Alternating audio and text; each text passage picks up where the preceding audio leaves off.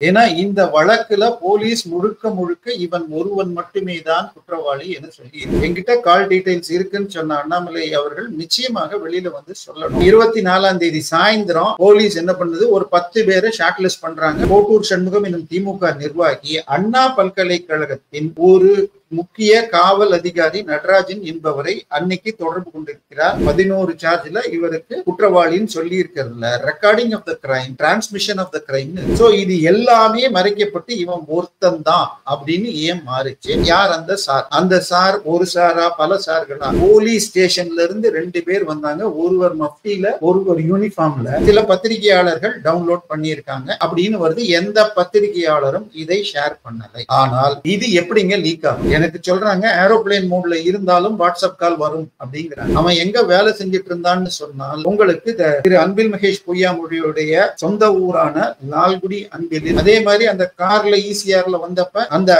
காரனை trace பண்றதுக்கு 5 நாள் ஆச்சு. நாரதர் மீடியா உணர்வாளர்களுக்கு வணக்கங்கள். நான் உங்கள் விஜய் சின்னசாமி. இன்று நம்முடன் இணைந்து இருக்கிறார் அரசியல் விமர்சகர் தேவப்பிரியா அவர்கள். வணக்கம் ஜி. வணக்கம். தமிழகம் முழுக்க இருக்கக்கூடிய ஒரு கேள்வி, யார் அந்த சார்? இதுல திமுகவே சிக்க போகிறது, திமுகவில் இருக்கக்கூடிய முக்கிய அமைச்சர்லாம் சிக்க போகிறார்கள் அப்படின்னு மக்கள் எல்லாம் எதிர்பார்த்துட்டு இருக்காங்க. அந்த மாதிரியான இந்த சூழ்நிலையில அண்ணாமலை முன்பு சொல்லியிருந்தார், நான் அந்த யார் அந்த சார் அப்படின்றதற்கான ஆதார ஆண்டருக்கு வெளியிடுவேன் அப்படின்னு சொல்லியிருந்தார். இப்போது அது குறித்து ஒரு வீடியோவை வெளியிட்டு இருக்கிறார். அதுல அவர் பேசி இருக்கிறதுல முக்கியமான தகவலா நீங்க என்ன பாக்குறீங்க? இல்ல, இது அன்னைக்கு அந்த முதலில் ஃபர்ஸ்ட் டே தீர்ப்பு கொடுத்தாங்க பாருங்க, அவர் குற்றவாளி என்று சொன்ன பொழுதே நான் ஒரு சேனல்ல சொன்னேன். ஏன்னா இந்த வழக்குல போலீஸ் முழுக்க முழுக்க இவன் ஒருவன் மட்டுமே தான் குற்றவாளி என சொல்லி இருக்கிறார்கள்.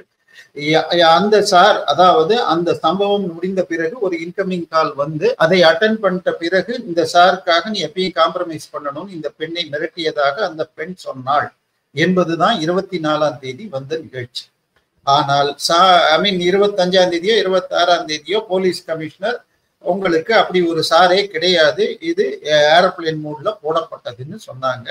கிட்டத்தட்ட அதே தான் எஃப்ஐஆரிலும் சார்ஜ் ஷீட்லையும் சொல்லி கோர்ட்டிலும் இதை நிரூபிக்க இது ஏர்டெல்ல இருந்து கூப்பிட சாயந்தரம் 6:32 இருந்து 8:52 வரைக்கும் கிட்டத்தட்ட அந்த 2 மணி நேரங்கள் அது இதுலதான் இருந்தது அப்படின்னு நிரூபிச்சிருக்கு. அதனால சார் கிடையாது என்று சொன்னார்கள். நேற்றைக்கு அரசு வழக்கறிஞர், அதாவது ஒரு லேடி வக்கீல், அவங்களும் இனிமே யார் அந்த சார்னு கேள்வி கேட்டா அது நீதிமன்ற அவமதிப்புலாம் பேசினாங்க.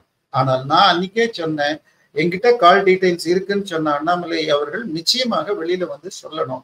ஏன்னா அவர் அன்றைக்கு, அதாவது 24ஆம் தேதி 25ஆம் தேதி நினைக்கிறேன், 25ஆம் தேதி அவர் இந்த ஞானசேகரன் பேர் வெளியில வந்த உடனேயே அவரும் அவர் சார்பான ஐடி விங்கும் இந்த ஞானசேகரன் திமுகவின் இளைஞர் பொறுப்பில் மிக முக்கியமான பொறுப்பில் இருப்பவர் என்பதை காட்டி, அதை தாண்டி அந்த எஃப்ஐஆர் மிக மோசமாக போடப்பட்டுள்ளது, அந்த பெண் மீது தான் தவறு இருக்குன்னு சொன்னதுக்கு அப்புறம் தான் அதை தாண்டி இந்த வழக்கு இது மேலும் சீக்கிரம் அடையணும்னு சொல்லிட்டு தன்னைத்தானே அவர் தண்டித்துக் கொண்டார். அதை இன்றும் இழிவு பேசும் சில குரங்குகள், மந்திகள் இருக்கிறார்கள். ஆனால் எப்படி கல்கத்தா அந்த ஆர்ஜிகர் ஹாஸ்பிட்டல்ல ஆஸ்பத்திரி அங்கே உள்ள ஒரு டாக்டர் மாணவிக்கு இது பண்ணாலோ, அதை விட இது மோசமானது. ஒரு மாணவி தன்னுடைய ஹாஸ்டல்ல சாப்பிட்டு வர்றப்ப நடந்தது அப்படிங்கிறத எவ்வளவு சிம்பிளா எடுத்துக்கிட்டாங்க. நல்ல வேளையாக இவர் எடுத்துக்கொண்டவுடன் சென்னை உயர் நீதிமன்றம் தானாக எடுத்துக்கொண்டது. பிஜேபியின் மோகன்தாஸ் என்பவர் வழக்கு போட இது எஸ்ஐடிக்கு போட்டாங்க. இப்ப எஸ்ஐடி இதை விசாரிச்சு இந்த தண்டனை கொடுத்திருக்காங்க. நான் அன்னைக்கு சொன்னது இதேதான். அன்றைய தினம் அந்த அண்ணா பல்கலைக்கழகத்துக்குள்ள இவன் ஒருத்தன் தான் வந்திருப்பான், அவனுக்கு மாத்திரம்தான் தொடர்பு இருந்திருக்கலாம். ஆனால் இவன் இந்த மாதிரி செய்யறதுக்கு என்ன தைரியம் சார்? ஒருத்தன் ஒரு 6:30 மணி 7 மணிக்கு ஒரு இதுக்குள்ள திருப்பி அந்த எஃப்ஐஆர்லாம் என்ன சொன்னாங்க, எஃப்ஐஆர் மற்றும் ஐடி விங்கு, ஒரு பெண் குழந்தை அவை எப்படி இருட்டுல தனியாக ஆண் நண்பரோட பேசலாம் அப்படின்னு சொல்லி அதுதான் தப்பு அப்படிங்கிற மாதிரி இப்படியே தான் எஃப்ஐஆரும் கட்டமைக்கப்பட்டிருந்தது. ஆனால் அதுக்கப்புறம் எங்க நடந்தது, எப்படி நடந்ததுங்கிறது ஃபுல் மேப்போட போய் பார்த்தால், அண்ணா பல்கலைக்கழக மெயின் பில்டிங் பக்கத்துல இங்கிருந்து போறப்ப வலது பக்கத்துல மெயின் கேட்ல இருந்து போறப்ப உங்களுக்கு பிசிக்ஸ் கெமிஸ்ட்ரி லேப் பக்கத்துல வந்துட்டு இருக்காங்க. அப்ப இவன் தடுத்து அந்த ஆண் நண்பனை அடித்து விட்டு இந்த பெண் விவேக் ஆடிட்டோரியம் பக்கத்துல ஒரு மூலையில வச்சு இவன் பண்ணியிருக்கான். எங்க கேமரா இல்ல அப்படின்னு, சிசிடிவி கேமரா இல்லைன்னு மிக நுணுக்கமாக அந்த ஏரியாவை தெரிஞ்சவன் இது முதல் முறையாக இருக்க முடியாது. இது டிசம்பர் 23 கிறிஸ்துமஸ் ஈவ்ல நடந்தது. ஆச்சா, 24ஆம் தேதி அந்த பெண் அன்னைக்கு அவள் மென்சஸ் பீரியட்ல இருந்திருக்கா, என்னை விட்டுருங்கன்னான்னு கெஞ்சிருக்கா. ஆனால் அவன் அவளை மிக மோசமாக துன்புறுத்தி இருக்கா. அவளால் தாங்க முடியலன்னு போய் ஹாஸ்பிட்டல்ல சேர்ந்துட்டு 24ஆம் தேதி ரிலீவ் ஆகி வந்துட்டு தன் நெருங்கிய நண்பர்களோட கேட்டப்ப இதே மாதிரி ஒரு சம்பவம் இதற்கு 2 நாள் முன்னாடி மெயின் கேட்ல இருந்து வர்றப்ப இது வலது பக்கம் நடந்ததுன்னா இடது பக்கத்துல இன்னொரு பெண் பாதிக்கப்பட்டிருக்க இதே மாதிரி அப்படின்னு கேள்விப்பட்ட உடனே தான் மட்டுமே கடைசியாக இருக்கணும்னு சொல்லி ஒரு வழக்கறிஞரை தொடர்பு கொண்டு அவர் மூலமாக கம்ப்ளைண்ட் கொடுத்திருக்காங்க. ஏன்னா இதெல்லாம் நேற்றைக்கு வந்த வீடியோக்கனால சொல்றேன். ஏன்னா நேரடியாக அவங்க கொடுக்காம ஒரு வழக்கறிஞர் மூலமா. ஆனால் அதுக்கப்புறம் 24ஆம் தேதி சாயந்தரம் போலீஸ் என்ன பண்ணுது, ஒரு 10 பேரை ஷார்ட் லிஸ்ட் பண்றாங்க. கோட்டூர்புரத்துல யார் கிரைம் லிஸ்ட்ல நிச்சயமாக செய்யக்கூடியவர்கள்னு. இதுல 4ஆவதாக இவன் வந்து பேசிட்டு போயிருக்கு. இவனை கூப்பிட்டு விசாரிச்சுட்டு போயிருக்காங்க. ஈவன் வச்சு ஒரு அரை மணி நேரம் விசாரிச்சு முடியறதுக்குள்ள திமுகவின் உள்ளூர் தலைவர்கள் வந்து இவரை மீட்டுட்டு போனாங்கன்னு சொன்னாங்க. அந்த சிசிடிவி உள்ள வந்ததுக்கும் வெளியில போனதுக்கும் உள்ள சிசிடிவி ஃபுட்டேஜ் விடணும்னு நான் ரொம்ப நாளா கேட்டுட்டு இருக்கேன். இதை இன்னைக்கு வேறு விதமாக திரு அண்ணாமலை அவர்கள் சொல்லியிருக்கார். 8:52 வரை அந்த போனுக்கு எந்த காலும் வரவில்லை, அது உண்மை. அது ஏரோப்ளேன் மோட்ல இருந்திருக்கலாம். ஆனால் 8:55க்கு இந்த ஞானசேகரன், அதாவது அண்ணா பல்கலைக்கழகத்துல இருந்து போனா அவன் ஏரோப்ளேன் மோட்ல இருந்து ரிலீஸ் பண்ணிட்டு அங்கிருந்து பண்ணானா வெளியில வந்து பண்ணானான்னு தெரியாது. பண்ணது ஒரு போலீஸ் ஸ்டேஷன் இன்சார்ஜ் SHO அப்படிங்கிற ஆபீசர் அப்படிங்கிற ஒரு இன்ஸ்பெக்டர் SI கேடர்ல இருக்கிறவருக்கு 8:55க்கு பண்றாரு. திருப்பி 9:01க்கு அவங்க பண்றாங்க. சோ அது இது எதுக்காக? ஆச்சா, இப்போ அவன் எதுக்காக பண்ணா, அவர் ஏன் திரும்பி பண்ணார், இது தெரியாது. இதுக்கு அடுத்தது அன்னைக்கு 24ஆம் தேதி காலையில 7:30 சாயந்தரம் 4 மணி வரைக்கும் கிட்டத்தட்ட 5 முறை இவன் கோட்டூர் சண்முகம் எனும் ஒரு திமுக நிர்வாகிக்கு போன் பண்ணியிருக்கான். அதாவது இதுக்கு முன்னாடி இவனுடைய முந்தைய ஒரு வார போன் கால், அடுத்த ஒரு வார கால் எல்லாத்தையுமே நான் எடுத்து வச்சிருக்கேன்னு அண்ணாமலை சொன்னதுல இதுக்கு முன்னாடி எல்லாம் அவ்வளவு பேசல. 4 மணி வாக்குல 4:01க்கு அப்புறமாக இவன் மீண்டும், அதாவது இவன் 4ஆவதாக இவன் லிஸ்ட்ல இருந்தான், 8ஆவதாக இவனுடைய தம்பியும் இருந்தான் கிரைம் லிஸ்ட்ல. அவனை விசாரிச்சப்ப அதுக்குள்ள சில சிசிடிவி ஃபுட்டேஜ்ல சைடு வியூல அந்த குற்றவாளி, குற்றம் சாட்டப்படுபவன் சைடு வியூல அவன் ட்ரெஸ் எல்லாம் பார்த்த உடனே இது என் அண்ணன் ட்ரெஸ் தான், நேத்தில இருந்து பதட்டமா இருக்கிறான் அப்படின்னு சொல்ல அவன் வீட்டுக்கு போய் அந்த ட்ரெஸ்ஸை பிடிச்சிட்டு அவனை திருப்பி கூட்டின்னு வந்து 4 மணிக்கு அரெஸ்ட் பண்றான். ஆச்சா, இவன் வந்து இவரோட மாசுவோட பேசியிருக்காரு 8:30 மணிக்கு. ஆச்சா, திருப்பி மா சுப்பிரமணியம் சார் திருப்பி போன் பண்ணியிருக்காரு. இதுக்கப்புறமாக இந்த கோட்டூர் சண்முகம் என்னும் திமுக நிர்வாகி அண்ணா பல்கலைக்கழகத்தின் ஒரு முக்கிய காவல் அதிகாரி நடராஜன் என்பவரை அன்னைக்கு தொடர்பு கொண்டிருக்கிறார். அதுக்கப்புறமாக அடுத்த ஒரு வாரத்துல கிட்டத்தட்ட 13 முறை பேசி இருக்கிறார். இதுக்கப்புறம் அன்னைக்கே 24ஆம் தேதி அவன் கைதாகி உள்ள இருக்கிற நிலைமையில 8:59க்கு ஒரு சீனியர் போலீஸ் அதிகாரியோடு பேசினார் அப்படிங்கிறார் அண்ணாமலை. இது எதுவுமே திருப்பி அவர் 9:07க்கும் 2வது தடவை பேசியிருக்காங்க. இது எல்லாமே ரொம்பவும் 3-4 செகண்ட் இதை பேசிட்டு வாட்ஸ்அப் கால்ல பேசியிருப்பாங்க. ஏன்னா இது ரெக்கார்ட் ஆகக்கூடும்னு அப்படிங்கிறார் அண்ணாமலை. இதுதான் நமக்கு கிடைச்சிருக்கிற தகவல். ஆச்சா, இப்போ இவர் மேல போட்டிருக்கிற கம்ப்ளைண்ட், அதாவது 11 சார்ஜ்ல இவருக்கு குற்றவாளின்னு சொல்லி இருக்கிறதுல recording of the crime and transmission of the கிரைம்னு இருக்கு. அதுக்கப்புறம் டெஸ்ட்ரக்ஷன் ஆஃப் விட்னஸ்னு இருக்கு. இப்ப டிரான்ஸ்மிஷன் ஆஃப் கிரைம்னா இவனை தாண்டி இன்னொருவர் இருக்கிறார் என்பது யாருக்கோ இவன் அந்த வீடியோஸை அனுப்பிச்சிருக்கான்னு தெரியுது. அப்ப யாரு? இதை தாண்டி கலாட்டா சேனல்ல என்ன வந்தது, இவன் ஒரு வாட்ஸ்அப் குரூப் வச்சுக்கிட்டு புதிய புள்ளி சிக்கி இருக்கிறது, மாட்டியது அப்படின்னு போடுவானா, யாருக்கெல்லாம் வேண்டும் என்றால் புள்ளி வைக்கணும்னு கேட்பானா. நானும் அந்த குரூப்ல இருக்கேன்னு ஒரு மாஸ்க் செய்யப்பட்ட ஒருவர் சொன்னார். அவர்களிடம் வீடியோவை காட்டி வித்து பணம் செய்வானா, இல்ல அந்த பெண்ணையும் விற்பா, அது மாதிரி மாட்டிய அப்பாவி குழந்தைகளையும் விற்பானா நமக்கு தெரியாது. ஏன்னா இப்போ எதற்காக இந்த கோட்டூர் சண்முகம் ஒரு சீனியர் போலீஸ் ஆபீசர்கிட்ட பேசினார், மாசுட்ட பேசினார், மாசு திருப்பி பேசினார், இது எதுவுமே போலீஸ் இவங்களை எல்லாம் விசாரிச்சுதா இல்லையா? ஏன்னா எதற்காக இந்த இவங்க அவன் பேர் என்ன, திமுக ஞானசேகரன் அடையார்ல ஒரு ஃபேமஸ் பிரியாணி கடை வச்சிருந்தான். அது இல்லீகலாக சட்ட விரோதமாக பிஆர்என் சன்ஸ் பக்கத்துல கிண்டியில இருந்து அடையார் போகிற ராஜ்பவன் ரோடு தாண்டி போற அந்த சர்தார் பட்டேல் ரோட்ல பிஆர்என் சன்ஸ் பக்கத்துல கார்பரேஷனுக்கு உரிமையான இடத்தில் சட்ட விரோதமாக ஆக்கிரமித்து வச்சிருந்தாங்க. இதை எதிர்த்து கோட்டூர்புரத்துல இவனுக்கு எதிரான கேங் கம்ப்ளைண்ட் கொடுத்தாலும் இவனுடைய விஐபி சார் நட்பினால் அதை நீக்க முடியல. போலீஸ் கம்ப்ளைண்ட் வந்து இவன் அரெஸ்ட் ஆயிட்டான் 25ஆம் தேதி அப்படிங்கிற நிலைமையில போலீஸ் செஞ்ச முதல் வேலை இவனை கொண்டு இவனுடைய வீட்டுல இருந்த திமுக குடிக்கம்பத்தை அடுக்கிட்டு அந்த கடையை அங்கிருந்து காலி பண்ணிட்டு தள்ளுவண்டி கடைக்காரன்னு பரப்பினாங்க. இப்போ இத்தனை விஷயங்கள் இருக்கிறப்போ எதற்காக 24ஆம் தேதி அந்த கோட்டூர் சண்முகம் இவனும் 6 முறை பேசினாங்க? எதற்காக கோட்டூர் சண்முகம் வந்து உங்களுக்கு மாசுவோட பேசினார்? மாசு ஏன் திருப்பி பேசினார்? அதுக்கப்புறம் இவன் கைதான பிறகும் ஒரு சீனியர் போலீஸ் ஆபீசர்ட்டையும் பேசியிருக்கார், அவர் திருப்பி கால் பண்ணியிருக்காருன்னு வருது. ஸோ இது எல்லாமே 24ஆம் தேதி அதிலும் இவன் கைதாகி விசாரணைக்கு அழைக்கப்பட்டு திருப்பி வெளியில மீட்டுக்கிட்டு போயிருக்காங்க திமுக காரங்க. ஸோ இது எல்லாமே மறைக்கப்பட்டு இவன் மாத்திரமே இன்வால்வ். இதை தாண்டி அந்த 24ஆம் தேதி இந்த சம்பவம் வெளியில வந்த அன்னைக்கு அவன் சொன்னது, அந்த சார் வெளியில ஆடி கார்ல வெயிட் பண்ணிட்டு இருக்கார், நான் சொல்ற வரைக்கும் நீ நகரக்கூடாது என்று மிரட்டியதாகவும் இருக்கு. இப்ப அந்த ஆடி கார், இன்னும் சிலர் அது பிஎம்டி கார்னாங்க, பிஎம்டபிள்யூன்னாங்க. ஸோ இது எல்லாமே மறைக்கப்பட்டு இவன் ஒருத்தந்தான் அப்படின்னு ஏன் மாறிச்சு? இதனுடைய தொடக்கம் எங்க வந்ததுன்னு சொன்னா போலீஸ் கமிஷனர் அவர்கள் ஒரு பேட்டி கொடுக்கறப்பதான் இவன் ஏரோப்ளேன் மோட்ல போட்டு அந்த குழந்தையை ஏமாத்தினான் அப்படின்னு வந்தது. இப்ப அதையே தான் கேரி ஓவர் பண்ணியிருக்காங்க. சார் விட்னஸ் ஒரு கிரைம்ஸ் லொகேஷனை அடுத்த 2 நாளைக்குள்ள சீல் பண்ணலன்னா அதுல இருக்கிற எல்லா டீடைல்ஸும் போயிடும். இப்ப உங்களுக்கு ஞாபகப்படுத்தணும்னு சொன்னால் தஞ்சாவூர் பக்கத்துல அந்த அரியலூர் அருகே மாணவிக்கு லாவண்யாவை தற்கொலைக்கு தூண்டப்பட்டு இறந்த இடத்துல இதுல இருந்து டெல்லியில இருந்து குழந்தைகள் நல வாரியம் வந்தா எதுமா கிரைம் ஸ்பாட், அந்த போட்டோ வீடியோ கொடுங்கன்னா நாங்க எதுவுமே பண்ணல, கிளீன் பண்ணிட்டேன் அப்படின்றாங்க.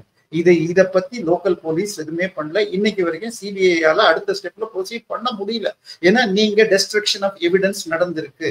இதே போல சமீபத்துல ஒரு போன மாதம் இதுல கடலூர் பக்கத்துல ஒரு ஸ்கூல் ஹாஸ்டல், அதுக்கு பேர் என்ன எனக்கு வந்து டேனிஷ் மிஷன் ஸ்கூல்னு, அந்த ஸ்கூல்ல ஒரு 11ஆம் வகுப்பு மாணவி தற்கொலை பண்ணிக்கிட்டான்றப்ப அந்த இடத்த நாங்க இது பண்ணிட்டோம், அவ தூக்கு போட்டுக்கிட்ட அந்த துப்பட்டாவை எரிச்சிட்டோம் நாங்க. இதெல்லாம் destruction of evidence. It is equal to doing the crime. இப்போ 24ஆம் தேதி இத்தனை தடவை அவன் பேசியிருக்கான், மாசுவோட அடுத்த 6 நாள் பேசல. மாசுட்ட பேசி அவர் திருப்பி கால் பண்ண பிறகாக ஒரு சீனியர் போலீஸ் ஆபீசர்கிட்ட பேசுறான்.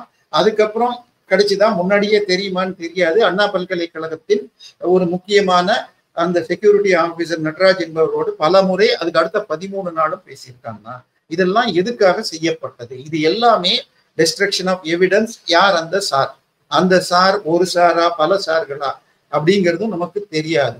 ஏன்னா போலீஸ்ல ஒரு சார் இருக்காரா அல்லது ப்ரொஃபசர் ஒரு சார் இருக்காரா? ஏன்னா சில செய்திகள் ஓரளவுக்கு நம்பகத்தன்மை உடைய சில வழக்கறிஞர்கள் சொன்னது, அந்த பெண் குழந்தையை வச்சுக்கிட்டு அந்த பையனை போய் அடிச்சுட்டு அங்க ஒரு சார்ட்ட அங்க நான் அவனை விட்டுட்டு வரேன்னு சொல்லிட்டு போக அங்க ஒரு ப்ரொஃபசர்கிட்ட மாட்டிக்கிறதா நான் தான் காப்பாத்தினேன்னு இந்த பெண்மணிட்ட குழந்தைகிட்ட சொன்னதாக எல்லாம் சொல்லப்பட்டது.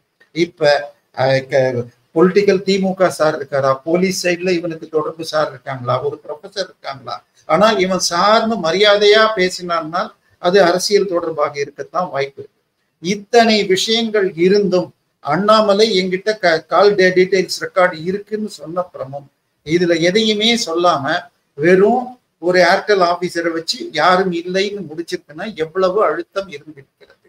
இன்னொன்னு, இதையெல்லாம் தாண்டி அந்த பெண் குழந்தை கம்ப்ளைண்ட் கொடுக்கறதுக்காக கிட்டத்தட்ட நேற்றுக்கு அந்த பேசிய வழக்கறிஞர் தென் மாவட்டத்தை சேர்ந்த ஒரு ஸ்லாங்ல பேசினாரு. அவர் என்கிட்ட சொல்ல என்னுடைய போன்ல இருந்து தான் போலீஸ் கம்ப்ளைண்ட் எல்லாம் போச்சு அப்படின்னு சொல்றாரு. அவர் என்ன சொல்றாங்கன்னா, போலீஸ் ஸ்டேஷன்ல இருந்து 2 பேர் வந்தாங்க, ஒருவர் மஃப்டியில ஒருவர் யூனிஃபார்ம்ல வந்து, நீ எஃப்ஐஆர் எல்லாம் போடாதமா உங்க லைஃபே பாதிச்சிடும் அப்படின்னு மிரட்டியதாக சொல்றாங்க. இதையெல்லாம் தாண்டி அந்த குழந்தை பண்ணதுக்கு காரணம் ஏற்கனவே போன வாரம் நடந்திருக்கு. இது போல பல தொடர்ந்து அண்ணா பல்கலைக்கழகத்தில் நடந்து வந்துள்ளது. பல சார்கள் இருக்கலாம் அப்படிங்கிறது தான். ஏன்னா இது நடக்கக்கூடாதுன்னு அந்த வெளிவந்த பெண்மணி அந்த கம்ப்ளைண்ட் வந்தப்பறம் என்ன சார் பண்ணாங்க, அந்த எஃப்ஐஆர் போடுறாங்க. அந்த எஃப்ஐஆர்ல இருட்டுல நண்பரோடு இருக்கிறார், இவன் வர்றான், காம்ப்ரமைஸ், அதாவது அவன் கூப்பிட்டானா இவ கூட போயிட்டாலாம் இஷ்டத்தோடங்கிற மாதிரி, அதாவது வித் கன்சென்ட் அப்படிங்கிற லெவல்ல எழுதியிருக்காங்க. இதெல்லாம் வந்து ஒரு ஃப்ரெஷ்ஷா கம்ப்ளைண்ட் எழுதுற ஒரு மாணவிக்கு தெரியாது. ஆனா போலீஸ் ஸ்டேஷன்ல திட்டமிட்டு, ஏன்னா அவங்களுக்கு இவங்க ரொம்ப தெரிஞ்சவங்கன்னு அந்த போன் கால்லாம் நமக்கு ரெக்கார்ட் பண்ணுது. ஸோ இந்த மாணவியை இந்த இதுல தண்டிக்கப்பட்டா கூட அடுத்த லெவல்ல போனா மாணவியை விசாரிக்க மாட்டாங்க, இது எஃப்ஐஆர் தான் பேசும். அதுல அந்த மாணவி கன்சென்ட்டோடு நடந்ததாக ரெக்கார்ட் பண்ணாங்க. இதை அண்ணாமலை சுட்டி காட்டின உடனே தான் சுயமோட்டாவாக எடுத்துக்கிட்டது. அப்ப பிஜேபி வழக்கறிஞர் சார்பாக இதை வந்து சிபிஐக்கு மாத்தணும்னா சுயமோட்டால நாங்க அது பண்ண முடியாது, ஃப்ரெஷ் பெட்டிஷன் போடுங்கன்னு உடனே ஒரு 2 மணி நேரத்துல பெட்டிஷன் போட்டு மதியம் கொடுத்த உடனே நான் சிபிஐக்கு அனுப்பிச்சா கூட, அண்ணா பல்கலைக்கழக அண்ணா நகர் ஒரு 10 வயசு குழந்தை வழக்குல சிபிஐக்கு அனுப்பிச்ச பிறகு தமிழக போலீஸ் என்ன பண்ணாங்க, ஒரு இந்தியாலேயே மிகவும் காஸ்ட்லியான 2 வழக்கறிஞரை வச்சு 4 ஹியரிங் போட்டு, ஐயா சிபிஐ வேணாம் நாங்களே பெருசா பண்ணிட்டோம் அப்படின்னு சொல்லி திருப்பி 3 தடவை போய் ஒரு எஸ்ஐடி கொடுக்க, எஸ்ஐடில வெளி மாநிலத்தில் ட்ரெயின் ஆனவங்க, தமிழ் தெரிஞ்சவங்க, பெண்கள் பேர் இருக்கணும்லாம் டைரக்ஷன் கொடுக்க, ஒரு 7 பேர் கொடுக்க, அதுல 3 பேர்ல இருந்து எஸ்ஐடியை சுப்ரீம் கோர்ட் தேர்ந்துச்சு. அந்த 3 பேர்கிட்ட அனுப்புறேன், ஏன்னா நான் இப்ப சிபிஐ கொடுத்தா திருப்பி இழுக்கும் அப்படின்னு சென்னை உயர் நீதிமன்றம் இதை பண்ணிச்சு. இதோட இந்த எஃப்ஐஆரை பற்றி சொல்லிட்டு திட்டமிட்டு எஃப்ஐஆர்ல இப்படி போட்டதை தாண்டி அந்த பெண் மாணவியுடைய பெயர், ஊர், அட்ரஸ், செல்போன் நம்பர், அண்ணா பல்கலைக்கழகத்துல எந்த பிரிவு, மெக்கானிக்கல், சிவில், கெமிக்கல், ஐடி எதுல படிக்கிறாங்க, எத்தனாவது வருஷம், அத்தனை டீட்டெயிலையும் எஃப்ஐஆர் பதிவு ஏற்றம் பண்றாங்க. சில பத்திரிகையாளர்கள் டவுன்லோட் பண்ணியிருக்காங்க அப்படின்னு வருது. எந்த பத்திரிகையாளரும் இதை ஷேர் பண்ணலை. ஆனால் இது எப்படிங்க லீக் ஆகும்? இப்ப நானே கூட தீர்ப்புகள் அல்லது டிவிஎஸ்சி எஃப்ஐஆர் சிலதெல்லாம் டவுன்லோட் பண்ணுவேன், ஹைகோர்ட்டாக இருக்கட்டும், சுப்ரீம் கோர்ட்டாக இருக்கட்டும். அப்ப பண்ணணும்னா ஒண்ணு கம்ப்ளைண்ட் ஏ வெர்சஸ் பி அப்படின்னு சொல்லிட்டு எனக்கு தெரியணும், இன்னொன்னு இல்லாட்டி அந்த இது நீதிபதி பேர் தெரியணும். இதையெல்லாம் அந்த பத்திரிகையாளருக்கு யார் கொடுத்தாங்கன்னா டீட்டெயில் பெண் நிறுவனம் என அந்த பத்திரிகையாளர்களே தங்களுடைய 6 பேருடைய போனை இந்த போலீஸ் பிடுங்கி வச்சுக்கிட்டதுக்கு அப்புறம் சொன்னது, எங்களுக்கு ஒரு தனியார் நிறுவனம் கொடுத்தது. எதுக்கு சார் பெண் நிறுவனத்துக்கு இந்த கம்ப்ளைண்ட் நம்பர், இந்த டீட்டெயில்லாம் போகுது? அவங்கள கூப்பிட்டு விசாரிக்கல, இந்த பத்திரிகையாளர்கிட்ட இருந்து போனை பிடுங்கிக்கிட்டப்போ ஒரு ரெசிப்ட் கூட கொடுக்கல. அதுக்கப்புறமாக இது கம்ப்ளைண்ட் வந்த பிறகு ரெசிப்ட் கொடுத்து அப்புறம் திருப்பி கொடுத்தாங்க. ஆனால் இவர் அந்த மெட்ராஸ் ஹைகோர்ட் என்ன சொல்லிச்சுன்னால், அத்தனை போலீஸ் மேலேயும் ஆக்ஷன் எடுக்கணும். அத்தோட இந்த கமிஷனர் பேர்ல அவர் எதுக்கு பேட்டி கொடுத்தார், இதற்காக அவர் அபிஷியலாக டிஜிபிட்டு பர்மிஷன் வாங்காம ஒரு பர்டிகுலர் கேஸை பத்தி பேச வேண்டிய அவசியம் என்ன, டிபார்ட்மெண்டல் ஆக்ஷன் எடுக்கணும். நான் இதை எதிர்த்து திருப்பி 50 லட்சம் ரூபாய் ஒரு நாள் வாங்குற வக்கீல வச்சுக்கிட்டு அப்பீல் சுப்ரீம் கோர்ட் போக, அவர்கள் இந்த எஃப்ஐஆர் லீக் பண்ணதுக்கு டெக்னிக்கல் ரீசன்ஸ் எல்லாம் கிடையாது. முதல்ல எப்படி இந்த மாதிரி ஒரு சென்சிட்டிவ் பெண் விஷயத்துல வழக்குல பேரு, எங்க அட்ரஸ், எந்த வகுப்பு, எந்த கிளாஸ், போன் நம்பரோட எப்படி ஏத்துனீங்க?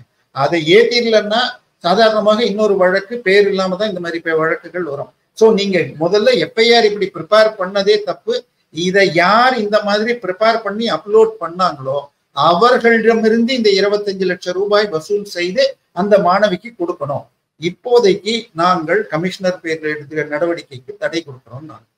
ஆனா இந்த எஸ்ஐடி இன்னும் அந்த போலீஸ் ஸ்டேஷன்ல யார் அந்த எஃப்ஐஆர் அப்லோட் பண்ணாங்க, லீக்காக யார் காரணங்கிற வழக்க முடிக்கலை அப்படின்னு போன வாரம் அந்த தீர்ப்பு வந்து, அதாவது குற்றம் நிரூபிக்கப்பட்டதுன்னு சொன்ன அன்னைக்கு அந்த இங்கிலீஷ் பேப்பர்ல சைட்ல அது இன்னும் ப்ரோப்ல இருக்குன்னாங்க. ஒரு போலீஸ் ஸ்டேஷனுக்குள்ள விசாரிச்சு முடிக்கல. அண்ணாமலை அவர்கள் இதை எடுத்து அன்னைக்கு சாட்டை அடிச்சு தமிழக இந்தியா ஃபுல்லா இது பரவலன்னு சொல்லி இருந்தால் இந்த அளவுக்கு போயிருக்காரு. அதே மாதிரி ஏபிவிபி மாணவர்கள் போராடி வெறும் அண்ணா பல்கலைக்கழகம் மட்டும் போராடினா பத்தாதுன்னு சொல்லி இன்னும் சில இடங்களில் போராட அவர்கள் கைது செய்யப்பட்டு 10 நாள் இருக்க இது மேலும் பரவியது. அதுக்கடுத்து என்சிஎல்டி வந்துச்சு, அவங்க கிட்டயும் சார் இருக்காங்கலாம் வந்திருக்கு. அடுத்தது எனக்கு சொல்றாங்க ஏரோப்ளேன் மோட்ல இருந்தாலும் வாட்ஸ்அப் கால் வரும் அப்படிங்கிறாங்க. ஸோ இப்போ ஏர்டெல் சாட்சியை வச்சு வாட்ஸ்அப் கால் வந்துதான் தெரியாது. அந்த மாணவிய முதல் நாளே மிரட்டி நான் இத்தனை நாள் என்ன வேணா பண்ணியிருக்கலாம். இந்த மாதிரி தீர்ப்புகள் முழுமையாக ஏற்றப்படாது. வெறும் தண்டனை போர்ஷன் மட்டுமே தான் ஏற்றுவார்கள். எனவே இனிமேல் மற்றவர்கள் மேல்முறையீடு செய்வது கஷ்டம். ஆனால் இன்னைக்கு அண்ணாமலை இதை கொடுத்த பிறகு மீண்டும் போலீஸே அடுத்த 48 மணி நேரத்துல வெளியிடலன்னா நான் வெளியிடுவேன் அப்படின்னு அவர் சொல்லியிருக்கார்.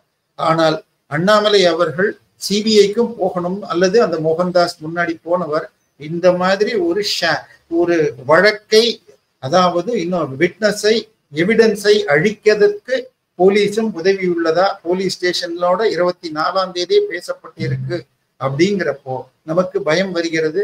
இது சிபிஐக்கு போக வேண்டிய வழக்கு. இதுல வேற நமது மு.க. ஸ்டாலின் நைனா காரு, யாரு ஞானசேகரனுக்கு நைனா காருவான்னு எனக்கு தெரியல, அப்பாவோ என் அன்பு தம்பி ஞானசேகரன், அவரு இதுக்கு பெருமைப்பட்டுக்கிறார். 5 மாசத்துல முடிச்சேன்னு. 5 மாசத்துல முடிக்கிறதுக்கு காரணம் பழைய ஐபிசி போல இல்லாமல் வழக்கை துரிதமாக முடிக்கும் பிஎன்எஸ் சட்டம் என மோடி அமித்ஷா கொண்டு வந்ததுதான் காரணம். இதை விட்டுட்டு நாங்க செஞ்சோம்னு சொன்னா, சார் அண்ணா நகர் அந்த பாலியல் வழக்கு இதற்கு முன்பான வழக்கு, அந்த 10 வயசு குழந்தை, அதுல ஒரே ஒரு அக்யூஸ்ட் தான் சதீஷ்னு சொல்லிட்டு, ஏன் சார் அந்த வழக்கு இன்னைக்கு வரைக்கும் முடியல, அதுலயும் எஸ்ஐடி இருக்கு. அதுக்கு அடுத்ததாக திமுக எம்எல்ஏ மகன், கருணாநிதியின் மகன் வீட்டுல ஒரு வேலைக்காரி துன்புறுத்தப்பட்டாள்னு வந்துச்சு, அந்த வழக்கு ஏன் சார் முடிக்கல? திருச்சியில ஒரு பள்ளிக்கூடம், அதாவது லுத்ரன் சபைக்கு சொந்தமான பிஷப் ஹைமன் நினைவு தொடக்கப்பள்ளினா 10 வயசு கீழே இருக்கிற குழந்தைங்க, அந்த தொடக்கப்பள்ளியுடைய 50 மாணவிகள் இருந்த ஹாஸ்டல்ல அந்த பள்ளியின் ஹெச்எம் சகாயமேரியுடைய மகன் டேனியல்ங்கிறவன், அவன் எங்க வேலை செஞ்சிட்டு இருந்தான்னு சொன்னால், உங்களுக்கு திரு அன்பில் மகேஷ் பொய்யாமொழியுடைய சொந்த ஊரான லால்குடி அன்பிலில் அவன் ஆரம்ப சுகாதார மைய டாக்டரா இருந்தவன். அம்மாவுடைய ஸ்கூலுக்கு வருவானா, ஹாஸ்டல்ல இருந்த குழந்தைங்களுக்கு 6 மாசமாக பாலியல் சீண்டல் வன்கொடுமை செஞ்சிருக்கான் அப்படின்னு போக்சோல கைது பண்ணாங்க. சார் இன்னைக்கு வரைக்கும் என்ன ஆச்சு? அந்த வழக்கை ஏன் சார் முடிக்கல? இப்ப சமீபத்துல அரக்கோணத்துல ஒரு வழக்கு வந்துச்சு, திராவிட செயல், சாரி அவன் பேரு தெய்வ செயல்னு வச்சிட்டு இருந்தான், அவன் செஞ்ச செயல் தான் திராவிட செயல். அவன் 3 கல்யாணம் ஆனவனா, ஏற்கனவே 1, அது டைவர்ஸ் பெண்டிங் ஸ்டேஜ்ல இந்த முஸ்லிம் மாணவி, 2nd இயர் படிக்கிற மாணவியை திருமணம் செய்து கொண்டு திமுகவின் தலைவர்கள் பிஏக்களுக்கு ஷேர் பண்றதுக்காக கூட்டிட்டு போனா, என்னையும் உடல் மூலம் முழுவதும் அடித்து துன்புறுத்தி இருக்கிறான்னு சொல்லி இவ ஹாஸ்பிட்டலுக்கு போனா அங்க இன்னொரு மனைவியை சந்திச்சான்றான். குறைஞ்சபட்சம் 3 மனைவி. இந்த ஞானசேகரனுக்கும் 3 மனைவி, துணைவி, இணைவின்னு. அதுல 2வது மனைவி விக்டோரியா என்பவள் அந்த அண்ணா பல்கலைக்கழகத்துக்குள்ளேயே ஒரு ப்ரொஃபஸருக்கு அசிஸ்டண்டாக கான்ட்ராக்ட்ல ஒர்க் பண்றாங்க. இதை மறுத்தார் அந்த கமிஷனர். அடுத்த நாள்ல இவர் வந்து இருக்குன்னு ஒத்துக்கிட்டார் அமைச்சர். சோ இது மாதிரி இவங்க ஆரம்பம் முதலே என்னமோ பண்ணியிருக்காங்க. இன்னொரு செய்தியும் வந்தது, திரு போலீஸ் இதுல பல சார்கள், பல ஞானசேகரன்கள் இருப்பதால் இந்த ஞானசேகரனை என்கவுண்டர் பண்ணி முடிக்கலாம் என்று யோசித்ததாகவும், அந்த நிலையில் மாசு தலையிட்டு தடுத்ததாகவும் ஒரு செய்தி வந்தது. இது எல்லாமே செய்திகள் தான்.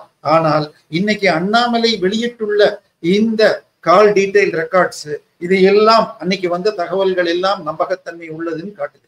சார் இதுக்கு மேலையும் திமுக அரசு, இன்னும் சொல்ல போனால் ஸ்டாலின், நம்ம உதயநிதி ஸ்டாலின் சொன்னாரு, வெட்கமான சூடு சொரணை இருந்தால், உப்பு போட்டு சாப்பிடுவர்களாக இருந்தால் இதுக்கு மேல தொடர்வதற்கே கூட உரிமை இல்லை. ஒரு பெண் குழந்தை இவருடைய வீட்டுக்கும் கவர்னர் அலுவலகத்துக்கும் நடுவுல இருக்கிற ஒரு இடத்துல அவர் பேர் என்ன, நம்ம கட்சியின் 2வது பெரிய தலைவரான துரைமுருகன் வீட்டுக்கு எதிர்த்தாப்புல இருக்கிற ஒரு அண்ணா பல்கலைக்கழகத்துக்குள்ள காலேஜ் படிக்கிற ஒரு மாணவியை ஹாஸ்டல்ல இது நடந்திருக்கு.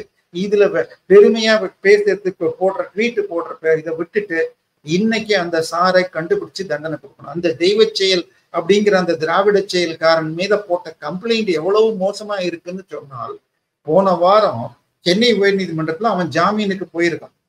அப்போ ஜாமீன் கொடுக்கப்பட்டது கொடுக்கப்பட்டதுல போலீஸ் ஸ்டேஷன்ல போய் 15 நாள் கம்ப்ளைண்ட் கொடுக்கணும்னு ஒரு சாதாரண கேஸ்ல கூட கொடுப்பாங்க. அப்ப எவ்வளவு மோசமான பிரிவுகளில் எவ்வளவு வீக்கா போட்டிருக்காங்கன்னு பாருங்க. அந்த ஜாமீன் கொடுத்த நீதிபதி ஒரு முன்னாள் திமுக எம்எல்ஏ மகன் அப்படிங்கறதெல்லாம் தாண்டி என்னை பொறுத்த வரைக்கும் போலீஸ் தான் இப்படி பண்ணியிருக்காங்க. திமுக காரம் பண்ணா இப்படித்தான் எஃப்ஐஆர் போடுவாங்க. ஏன்னா அதே மாதிரி அந்த கார்ல ஈசிஆர்ல வந்தப்ப அந்த காரனை ட்ரேஸ் பண்றதுக்கு 5 நாள் ஆச்சு. ஆனால் அந்த பெண்ணுடைய டீடைல்ஸ் அத்தனையும் அடுத்த நாள் 5 ஸ்டேஷன் 5 சேனல்ல இருந்து வந்து அவங்க வீட்டுக்கு பேட்டி கேட்கிறாங்கன்னா, அடுத்தது உட்காந்து திமுக ஊபிக்கள் யூடியூப் ரூட்டர்ஸ்ல இருந்து எல்லாரும் அந்த பெண்ணை அதை பத்தி எழுதுறாங்க. இவங்களுக்கெல்லாம் என்ன சார் வேலை? அடுத்தது திமுக கொடி வச்சுக்கிட்டா இதுல பணம் கட்ட வேண்டாம்னு சொல்லி போலீஸே சொல்றாங்க. சார் எந்த ரூல்ல இப்படி இருக்கு, தமிழ்நாட்டுல இப்படி நடக்குதா? இத போலீஸ் துறை அமைச்சர் சொல்லணும். இதுக்கு அடுத்தது உங்களுக்கு இது அந்த தெய்வ செயல் கொடுத்த எதிர்த்து கம்ப்ளைண்ட் கொடுத்த பெண்மணி கொடுத்த கம்ப்ளைண்ட் அத்தனையும் டிஎம்கே ஐடி விங் இளைஞர் பிரிவுல இருந்து ஒருத்தர் எடுத்து ட்விட்டர்ல ஷேர் பண்றாருன்னா, போலீஸ் ஸ்டேஷன்ல நீங்க கொடுக்கிற டீடைல்ஸ் வெளியில லீக் ஆகுது. திமுக கேரம் பேர்ல கம்ப்ளைண்ட் கொடுத்தா உனக்கு எதிர்காலம் இல்லை அப்படிங்கிறோம். இதுக்கு அடுத்தது பொள்ளாச்சியை பத்தி திரு ஸ்டாலின் அவர்கள் அவ்வளவு பேசினார். எங்க ஆட்சி இந்த தண்டனை வந்துருச்சு அப்படின்னார். சார் பொள்ளாச்சியில அந்த கம்ப்ளைண்ட் வந்து 13வது நாள் சிபிஐக்கு மாற்றப்பட்டது. இதுல அந்த 13 நாளில் ஒரு பெரிய விஷயம் சொல்லப்பட்டது. அதாவது அந்த வழக்கில் பொள்ளாச்சியை பொறுத்தவரை அதிமுகவை சேர்ந்த ஒரு பிரபலமான நபருடைய மகன் இன்வால்வ்டு, ஆனா அதை போலீஸ் அழிச்சிட்டாங்க அப்படின்னு சொன்னாங்க. ஆனால் அவர் கேஸுக்கு போய் உதயநிதி மன்னிப்பு கேட்டு நான் அவர் பெயரை பொள்ளாச்சி ஜெயராமன் மகன் பெயரை எடுக்க மாட்டேன்னு மன்னிப்பு கேட்டாங்க. இப்பயும் திருப்பி சில பேர் இருக்கிறாங்க. ஆனால் அவருக்கு தீர்ப்புப்படி அவருடைய மகனுக்கு எந்த தொடர்பும் இல்லை. முக்கியமான 3 குற்றவாளிகள் 4 குற்றவாளிகள் திமுகவை சேர்ந்தவனும் இருக்கான், அதிமுகவை சேர்ந்தவனும் இருக்கான், காங்கிரஸ்காரனும் இருக்கான்னு சொல்லி அந்த வக்கீல் சொல்றார். ஆனால் பொள்ளாச்சி வழக்கை முதல் நிலையிலிருந்து அன்னைக்கு விசாரிச்ச அந்த எஸ்பி இப்ப எங்க இருக்காருன்னா ஸ்டாலினுடைய பாக்கெட்ல கொளத்தூருடைய கமிஷனராக இருக்கிறார். சரியா? அதே மாதிரி தூத்துக்குடியில யார் அந்த ஷூட்டிங்க்கு முக்கியமாக இருந்தாங்களோ அவங்களுக்கு ப்ரமோஷன் கொடுத்து வச்சிருக்காங்க. பாளையங்கோட்டையில சாத்தான்குளத்துல யார் அந்த போலீஸ் ஸ்டேஷனுக்குள்ள 2 பேர் அடித்து கொல்லப்பட்டார்களோ அவங்களுக்கு ப்ரமோஷன் கொடுக்கப்பட்டுள்ளது. எதையெல்லாம் பிண அரசியல் இந்த மாதிரி குற்றங்களை சாதகமாக வைத்துக்கொண்டு திமுக அரசியல் பண்ணிச்சோ அந்த குற்றங்களை மறைக்க உதவிய போலீஸ்காரர்கள் அல்லது குற்றம் செய்த போலீஸ்காரர்கள்னு சொன்னவர்களுக்கெல்லாம் ஸ்டாலின் இன்றைக்கு பொள்ளாச்சி எஸ்பி உட்பட இன்னைக்கு எல்லாம் உயர் போஸ்டுகளில் வந்திருக்காங்க. ஏன் அந்த கள்ளக்குறிச்சி மரணத்துல 2 பேர் செத்து போக அதுல இது இல்ல, விஷசாராயம் இல்லை, கள்ளச்சாராயம் மரணம் இல்லைன்னு போலீஸ் சொல்ல கலெக்டர் பேட்டி கொடுக்கறத அந்த செத்து போனவன் வீட்டுக்கு இதுக்காக விசாரணைக்கு போன அங்க குடிச்சு செத்து போனாங்க. சோ இந்த ஆட்சி மக்களுக்குரிய ஆட்சியா நடக்குதா? நேத்திக்கு பேசுறாரு, இதை எதிர்த்து நம் மக்கள் வீணாக பழி சொல்கிறார்கள். இதெல்லாம் இன்னைக்கு தெரிஞ்சு போச்சு. அண்ணாமலை இன்றைக்கு வெளிவந்தது மிகச்சரி. நான் 4 நாளைக்கு முன்னாடி நான் அதை பேசின பொழுது வேறொரு சேனல்ல எனக்கு வருத்தம் தான், எப்படி இந்த மாதிரி தீர்ப்பு சார் இல்லை என்று அவர் விட்டு விட்டார் என. ஆனால் அவர் வெயிட் பண்ணி இந்த தண்டனை தீர்ப்பு வந்த அன்னைக்கு இன்னைக்கு கொடுத்திருக்கார் என்றது வரவேற்க வேண்டும். திமுக இன்றைய நிலையிலேயே இதை சிபிஐக்கு மாற்ற வேண்டும். முழுமையாக இதை நடுநிலையாக விசாரிக்கணும். இதை விசாரிச்சு அந்த சார் அல்லது பல சார்கள் இருந்தால் வரணும். இன்னொன்னு சார், எழுத்தாளர் வாராகின்னு ஒருவர் கைது செய்யப்பட்டார். அப்போ டைம்ஸ் ஆஃப் இந்தியால போலீஸ் துறையிலிருந்து வருது, இவரை எதிர்த்து யாருக்காவது புகார்கள் இருந்தால் இந்த நம்பரில் சொல்லவும் அப்படின்னு வந்துச்சு. ஆனால் இந்த ஞானசேகரன் போன்றவர்கள் செஞ்சதுக்கு ஏதாவது அங்கே சொல்லப்பட்டதா? ஏன்னா போன வருடம் ஒரு 3rd இயர் படிக்கிற ஒரு மாணவி தற்கொலை செய்து கொண்டார். அதுக்கு பின்னால் அந்த மாணவி இப்ப சில அரியர்ஸ் வச்சிருந்தாங்க. பட் அரியர்ஸுக்காக இருப்பதை விட இது போன்ற காரணங்களுக்கே வாய்ப்பு அதிகம். எனவே இப்ப இதுக்கு ஞானசேகரன் திருப்பி மே 13ஆம் தேதி அன்னைக்கு இன்னொரு கம்ப்ளைண்ட், அதுவும் செக்ஸ் கிரைம் சொல்லி அதை சிபிசிஐடி பண்ணியிருக்கு. ஆனா அதை பத்தி டீடைல்ஸ் இல்லைன்னு அண்ணாமலை சொல்கிறார். 2012லயே இதே மாதிரி ஒரு செயலை செஞ்சு குண்டா சட்டத்துல இருந்தாங்கன்னு அவருடைய ஹிஸ்டரி ஷீட் சொல்லுது. சோ இவ்வளவு இருக்கிற ஒரு ஆளு எப்படி வெளியில இருந்தான், போலீஸோட எப்படி இவ்வளவு நட்போட இருந்தான். இன்னொன்னு, இவன் இந்த கடந்த 4 வருடங்கள்ல 10க்கும் மேற்பட்ட வீடுகள்ல, பள்ளிக்கரணை, ஆழ்வார்பேட்டில் நைட்ல போய் கொள்ளையடிச்சிருக்கான், அதுல 15 லட்சம் ரூபாய்க்கு கார் ஜீப் வச்சிருக்கான்லாம் வந்துச்சு. இப்ப நாங்க எஃப்ஐஆரே போடல, ரகுபதி இந்த ஆட்சியின் போது அவன் தப்பே செய்யலன்றார். இப்ப இந்த பீரியட்ல செஞ்சதுக்கெல்லாம் இப்ப வழக்கு வருது. இதை தாண்டி அவன் திமுக செயல், அவன் திராவிட மாடல்ங்கிறதுக்கு இன்னொரு பெரிய உதாரணம், அவன் வீடு கோயில் இடத்தில் இருக்கிறது, முன்னாடி அரசு புறம்போக்கை ஆக்கிரமிச்சிருக்கு, பக்கத்துல 2 ஏக்கர் நிலமும் 29 பேர் ஆக்குபை பண்ணியிருக்காங்கன்னா 29 பேர் கழக தொடர்பு இல்லாம, ஊபிக்கள் நட்பு இல்லாம இது செய்ய முடியாது. 2 ஏக்கர் அந்த இடத்தினுடைய இன்றைய மதிப்பு, ஒரு கிரவுண்ட் 3 கோடி போட்டா கூட 35, 45, 90ல இருந்து 120 கோடி ரூபாய் போற இடம். இதை மீட்கிறதுக்கும் அதை ஏதாவது கோயில் இடத்தை ஆக்கிரமித்தவர்களை குண்டர் சட்டத்தில் கைது செய்யலாம்னு சொல்லி சென்னை உயர்நீதிமன்றம் தீர்ப்பு கொடுத்திருக்கு. இவங்க மீட்டேன்னு சொன்ன யார்கிட்ட இருந்தும் பழைய பணத்தை வாங்கினது கிடையாது, அவர்களை கைது செய்தது கிடையாது. இதுக்கு இந்து சமய அறநிலைத்துறை என்ன பண்ணியிருக்கு இவர் சொல்லணும். எனவே அந்த 2 ஏக்கர் முழுக்க இருக்கிறவங்கள்ட்ட இத்தனை நாள் வாடகையும் அபராதமும் வசூலிக்கணும். இதை உடனடியா சிபிஐக்கு மாற்றணும். அண்ணாமலை இன்னைக்கு வெளியிட்டதற்கு நன்றி, ஆனால் அவரும் தொடரணும். அவரே கூட மோகன்தாஸை வைத்தோ அல்லது தானே கூட இதை சிபிஐக்கு போறதுக்கு வழக்கு போடணும். நிச்சயமாக தவறு செய்தவர்கள் தண்டிக்கப்படணும். அதுல இரண்டாவது மாற்று கருத்து கிடையாது. உங்களுடைய பொன்னான நேரத்தை ஒதுக்கி பல தகவல்களை நாரதன் மீடியாவுடன் பகிர்ந்து கொண்டதற்கு மிக்க நன்றி எல்ஜி. நன்றி.